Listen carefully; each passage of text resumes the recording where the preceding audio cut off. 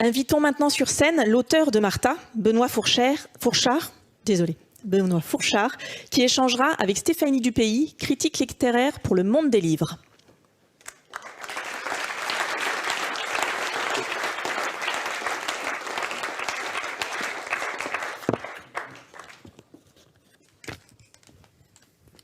Bonsoir, Benoît Fourchard. Bonsoir. Alors, chaque famille a son fou.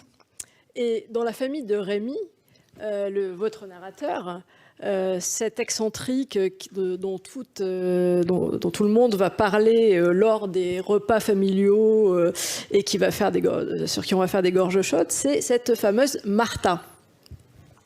Donc Martha, c'est la vieille tante de votre narrateur, Rémi.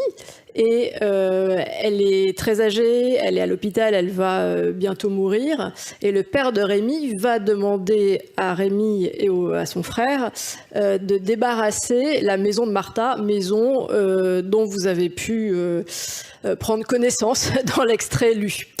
Et au cours de cette découverte presque post-mortem de cette tante oubliée que le narrateur n'avait pas vue, notre narrateur, Rémi, va se trouver un certain nombre d'affinités avec la fameuse Martha et va finalement se découvrir lui-même en découvrant cette fameuse tante. Alors, c'est une histoire de famille. Et souvent, dans les histoires de famille, la question que posent les lecteurs, c'est « Est-ce que c'est vous ?» Eh bien, je ne poserai pas cette question. Je vais vous frustrer. Donc, ma première question est la suivante.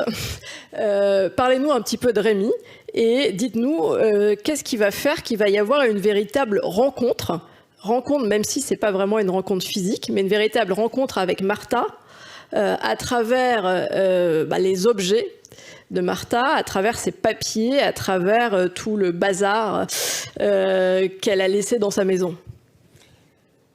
Alors, il faut préciser déjà que Martha est atteinte du syndrome de Diogène, qui est une maladie tout à fait identifiée, donc qui consiste à tout garder chez soi, à tout accumuler, jusqu'à des choses les plus horribles, hein, des sacs poubelles, voilà. Enfin. Et donc, cette maison où elle accumule toutes ces choses est une grande maison à Saint-Dizier, en Haute-Marne.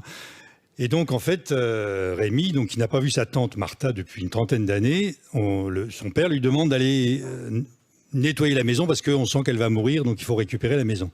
Il est assez cynique, le père. Et le fils, donc Rémi, qui est marié, qui a des enfants, etc., il est toujours un petit peu, il est un peu obéissant avec son père, qui est un peu autoritaire avec lui, donc il y va. Et il découvre cette maison qu'il n'avait pas vue depuis 30 ans, avec son frère qui est lui-même agent immobilier, mais qui se débarrasse très très vite de l'affaire. Donc il se retrouve tout seul à vider cette maison. Et c'est là, effectivement, qu'il redécouvre cette Martha qu'on ne voit jamais, pratiquement. Il y a eu 3 scènes qui se passent à l'hôpital, mais elle est quasiment mourante. Mais malgré tout, c'est le personnage principal dont on parle tout le temps. Et ce qu'il découvre, effectivement, au fur et à mesure de ce débarrassage de la maison, il découvre une Martha qui n'est pas du tout celle qui était décrite par la famille, qui était présentée un peu comme un mouton noir de la famille, la personne qu'on déteste, qu'on aime détester dans cette famille un peu bourgeoise, assez riche, etc. Donc cette Martha, finalement, il la redécouvre à travers effectivement les objets, mais à travers des lettres et puis à travers des personnages qu'il rencontre, parce qu'il y a des personnages aussi qui sont proches d'elle. Voilà. Alors, vous abordez un sujet qui n'est pas si fréquent que ça dans les romans, c'est celui du lien fraternel. Alors, on a des quantités à chaque rentrée de romans sur le père, la mère, en forme d'hommage ou l'inverse.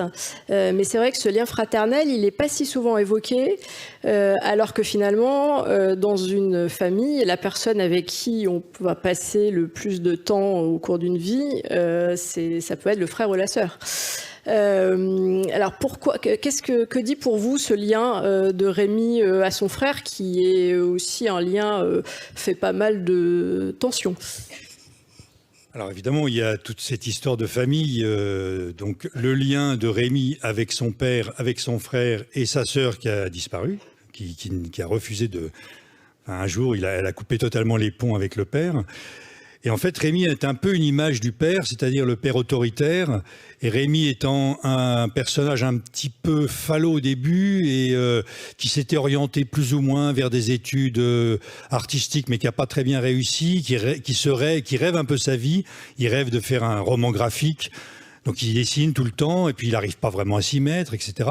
Et ce frère très pragmatique, très concret, qui est agent immobilier, qui a plusieurs enfants et qui est très autoritaire également avec sa femme. Donc en fait, il y a cette opposition pour montrer aussi l'évolution du personnage de Rémi, qui doit résister aussi bien aux injonctions du père qui viennent de l'autre bout de la France, il n'est pas là, que à celle de son frère Gilles, qui est son frère aîné, qui a trouvé un bon moyen de se débarrasser de cette corvée, de vider cette maison par l'intermédiaire de ce frère qui n'ose rien trop dire au début, puis qui petit à petit va évoluer et va aussi se débarrasser de ce carcan familial en quelque sorte. Dernière petite question. Finalement, d'où vous est venu cet intérêt pour le syndrome de Diogène et pourquoi avoir mêlé ce syndrome à cette histoire familiale? Qu'est-ce qui vous a fasciné là-dedans? Et il y a quelqu'un un jour qui m'a parlé de cette histoire, qui devait vider une maison comme ça, qui venait de la vider, donc il m'a raconté la situation. Et je me suis dit, c'est un matériau éminemment romanesque, évidemment, et à travers l'objet, notamment, on trouve plein de choses. Puis on se pose la question aussi de l'objet, de la consommation, tout ça. Et bien entendu, après, une fois qu'on a l'idée de départ, moi, je construis des histoires, que ce soit dans les pièces de théâtre ou les nouvelles ou les romans jeunesse que j'ai eu l'occasion d'écrire.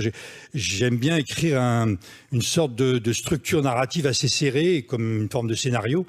Et donc là, il y a plein de choses. Je me suis rendu compte avec ce sujet-là qu'on pouvait ouvrir plein de tiroirs.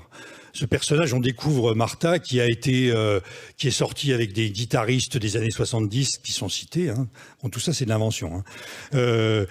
Donc ça m'a permis vraiment d'ouvrir plein de tiroirs et vraiment spontanément les choses se sont construites presque logiquement grâce au sujet de départ. En fait, voilà, on ouvre un tiroir même chez elle et on découvre quelque chose qui n'est pas ce qu'on croyait au départ, quoi. Merci. Et dites-nous, alors maintenant qu'on se connaît un peu finalement, Rémi, c'est vous? Eh ben non.